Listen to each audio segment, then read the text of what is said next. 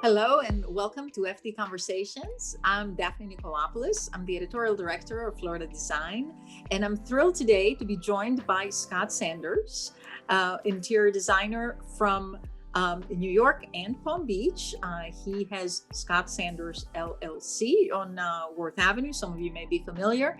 And we're going to be talking today about a remarkable project that he designed. It is an original Volk house in Palm Beach that had to be restored.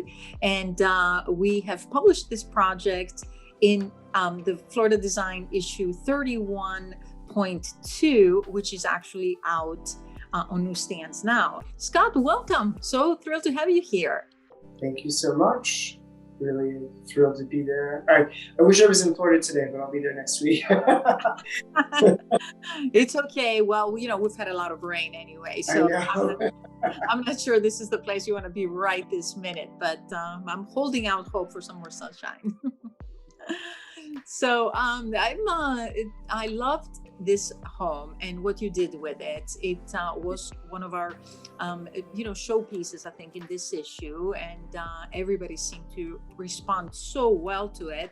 And obviously, when you're working with a landmarked home, things can really unfold in a lot of ways, and I'm sure you have plenty of stories to tell. So I just wanted to ask you, for starters, the home was designed by John Volk, who was one of the, sort of star architects of the day in the 1920s and 30s, certainly a legend today. And the home is historic, it's landmarked. What's different about working on a landmarked home such as this one versus a standard renovation? Well, you immediately understand and feel the power of the beauty of the house. Even as much of a wreck as it was when we first saw it, you see through and you see the incredible architecture and you see the scale of the rooms. And people underestimate, it's really a huge deal when a house is recognized, because very few houses are. So you're already starting with something that a board, a town, says this is a really important house, and this is important not just because of the design, but also the architecture, how it was made, the materials. So it's amazing to work on a house like that. And you walk in and you see what was great about it, and then you immediately see what has been let go and has been destroyed, and how are you going to get it fixed. So in this case, what was great about it? Tell me about some of the things in the bones. The scale of the rooms was really amazing. You walked in and John Volk had that knack, I think, basic sort of studying some of his houses, that the rooms were just the right size, not too big, not too small. And they were the right size for the right type of room. And the other thing that you noticed immediately is the house was an Adams style, and he had this ability to choose just the right amount of detail. Like never too much, and never, it was always just the right amount. You're like, well, and you would look at the molding or the detail on the stairs, you're like, yes, that's right. And so you'd walk through the house, and then if you saw something bad, you would I bet that he didn't do that. Then you would find out later that no, he didn't do that, someone added it. So, but it was really the scale, the size of the windows. He had brought a lot of the windows down to the floor, even on the second floor, which most people don't do anymore. So you walked in and it just felt like a ground floor room, which was spectacular. That's wonderful, because that feels like more modern, I think, in the aesthetic. They didn't necessarily do a lot of that back in the day, but certainly visionaries like John Volk and Meisner, they did kind of have the vision for what maybe architecture would be, going forward, which is what makes them timeless. Yes. So in renovating a property like that, I'm sure there are things you can't do, because I know you need to have all kinds of permits to do the work. So give me some examples of what you couldn't do. Is it, maybe with the architectural features or the footprint? What restrictions did you have? So it's a great question. So there were a lot of them. So even starting outside, certain colors we could use. a lot of colors we couldn't use. So it was really about picking something that kind of accentuated the architecture and kept the house in a very classic style. And that's why I chose black and white, because you can't get much more classic than that. And the house was yellow for a time. It was originally white with white shutters, which I thought was really interesting. But I thought, and my client wanted black shutters, and we thought it would give it a little bit of a pop. But the white really brings the house and the architecture out and makes it very clean and feel just kind of timeless. The biggest issue was the footprint. The main house, the footprint couldn't change because the outside was landlocked. So there was no way to adjust that. So you're taking a box that is a certain size, and you're trying to determine how you can fit, the list of new things that that your client wants, in a house where you can't really move too many walls. So it was challenging. Yeah, I would imagine. So, so the footprint obviously needs to stay the same, but within the shell of the house, there are probably some things you can do. Like you can move some walls or knock down some walls to open rooms up. Did you have some of that? Yes. So on the ground floor, we opened up. There was a kitchen and a very large butler's pantry. And my clients didn't live that way. And so we took the butler's pantry, took down a wall between the butler's pantry and the dining room, and made it a huge open kitchen and a family room. And that way it just opened up the entire side of the house, because people in 1937 lived very differently than the way we do now. There was sort of the formal part of the house where there was a living room and dining room, and then there was the back of the house. And trying to break down the walls of the back of the house was really how we gained more space. And there was a maid's room, there was a odd laundry room, and a couple of little bathrooms and some storage rooms. And that was all knocked out, and that created the new dining room.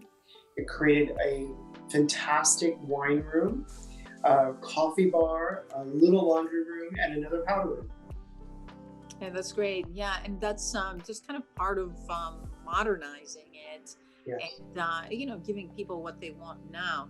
But I want to back up a little bit, because I believe this project was fairly extensive. You mentioned when we first started talking that it needed quite a bit of work. I mean, there were some parts of it that were kind of not crumbling, so to speak, but needed attention. Did you do some structural things to it as well So before you yeah, started it, inside? it got a new roof, new wiring, new windows, new stucco.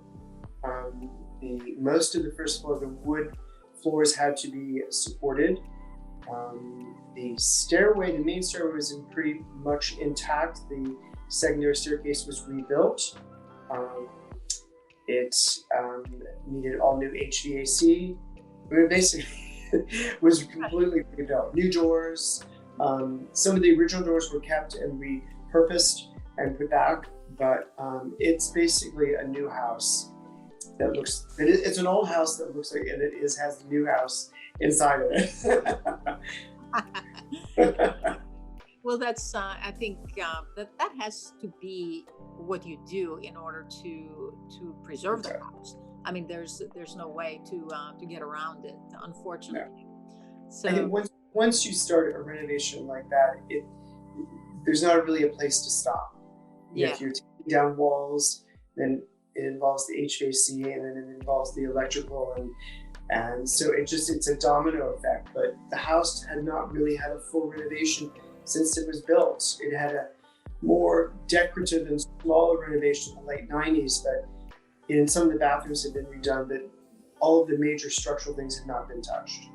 wow, yeah, and that's really a long time, because the house is from the 1930s. So Yes. so it was probably past time. Yes. I think one of the interesting parts of the story we published was this reference to the craftsman who worked in the house. I think you mentioned in the story that some of the doorways had something like 120 pieces of wood. Tell me a Yeah. little bit more about the millwork and what was involved in it.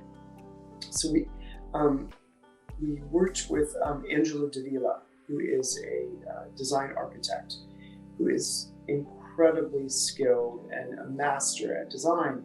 So he took the Vogue drawings and um, designed the doorways in the formal part of the house so that they could be simulated in this sort of a secondary hallway that we created that went to the formal dining room and led to other spaces. And we wanted this sort of unfolding to happen from the front door, which meant that those original details had to be copied. And as he was doing this, he realized that how extensive the doorways were, and there were literally layers and layers and layers of wood and pieces. And I would be going there on a site visit, and they would be working in these doorways and working in the doorways, and I'd see them cutting little pieces, and it was just incredible. And they had such care for this. And so one day I finally said, you've been working on that door for so long. How many pieces? And they're like, there are 120 pieces. And that's just, to me, so special that someone, even now today, is willing to do that. And it shows, because you can't really tell which one is a new doorway and which one is an old doorway. That's incredible.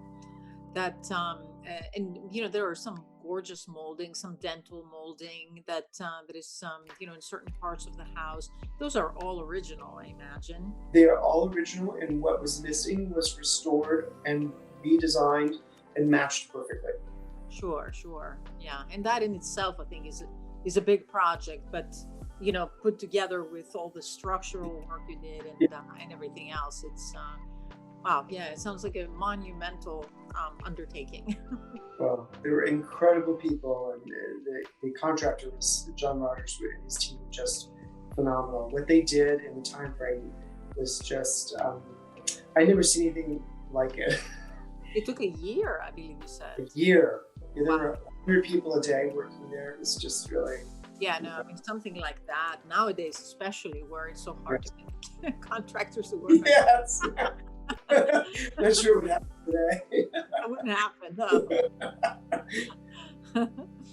So, I wanted to touch upon sort of the balance of the old and the new, and how you went about achieving it. Sort of Yes. preserving the classical features, but also rethinking the house for modern living. Tell me how you accomplished that. Well, it really, as you said, it's really a balance. And so each room was addressed separately, and we really wanted for our client a cleaner look, so that the moldings and the detail was probably as far as the house would go in that direction, in sort of the classical direction. So we really started with furniture that was from the 40s and the 50s, a lot of French 40s furniture, some Art Deco, nothing with a skirt. So we really wanted these clean lines, and the rooms really took to that. And so there are a few traditional pieces in each room, but most of the pieces are sort of either very clean, and there are some vintage pieces from the 70s that we threw in to kind of create the balance. That's excellent. That's great. And then, just some of the modern elements that you worked into the house. Like you mentioned, there's some pretty extensive, wine room and, those sorts of things. Tell me how you think they transformed the house in terms of this sort of, in the canon of design, that because this house is going to have to live on probably another Right. 90 years. And so how does what you did kind of bring it into the next generation? That's a good question. The most important thing that we tried to do was to preserve the feeling of the rooms. So even though the dining room became a family room, all of the moldings are still there, and one wall is missing. But the kitchen was designed in a very kind of classical way, so that it mimics a lot of the woodwork in the dining room. So they melded very nicely together. The wine room is in a traditional hallway that has black and white marble floor that mimics the front entry, and it has beautiful classical details around the door. But then we did glass side panels, so there was this kind of balance of doing these details of modern, but putting them in areas where it is highlighting also the traditional. Right. So I think that it was really this balance, and it really, when it was not right, you immediately saw it. And it only happened once. We brought in a table, and it was a very oversized, very ornate table that I had made in London, and it went into the dining room, into the main hallway, and it was too ornate because all of the architecture was already ornate. It didn't need that, so it left, and a more modern table came, and that was perfect. Right. Yeah. No. Exactly. And sometimes that's what it takes. I mean, the house tells you what it needs, doesn't The house spoke to us. Yes, absolutely. it? So, what? Just as a final question, what do you think makes this particular house so special? You know, from history to now.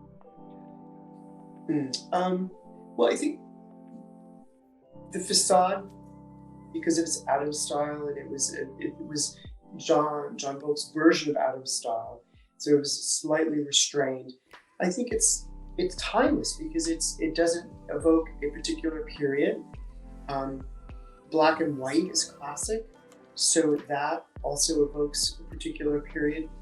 Black shutters and a black doors in a way kind of also very American, so people respond to that.